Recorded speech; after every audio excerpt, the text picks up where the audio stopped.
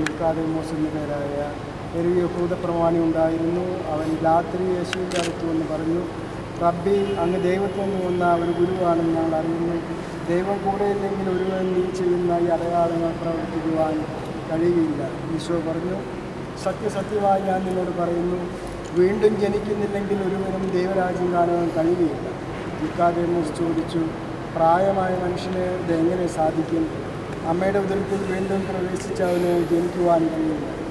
യേശു പ്രതിവചിച്ചു, സത്യസത്യമായി ഞാൻ നിന്നോട് പറയുന്നു, ജലത്താലും ആത്മാവിനാലും ജനിക്കുന്നില്ലെങ്കിൽ ഒരുവനും ദൈവരാജ്യത്തിൽ പ്രവേശിക്കാൻ സാധ്യമല്ല. മാംസത്തിൽ നിന്ന് ജനിക്കുന്നത് മാംസമാണ്, ആത്മാവിൽ നിന്ന് ജനിക്കുന്നത് ആത്മാവ്. നിങ്ങൾ വീണ്ടും ജനിക്കണമെന്ന് ഞാൻ പറഞ്ഞതുകൊണ്ട് നീ വിസ്മയിക്കേണ്ട. കാറ്റ് അതിനിഷ്ടമുള്ളിടത്തേക്ക് വീശുന്നു, അതിൻ്റെ ശബ്ദം നീ കേൾക്കുന്നു, എന്നാൽ അതെവിടെ നിന്ന് വരുന്നുവെന്ന് എവിടേക്ക് പോകുന്നുവെന്ന് അറിയുന്നില്ല. ഇതുപോലെയാണ് ആത്മാവിൽ നിന്ന് ജനിക്കുന്ന ഏവനും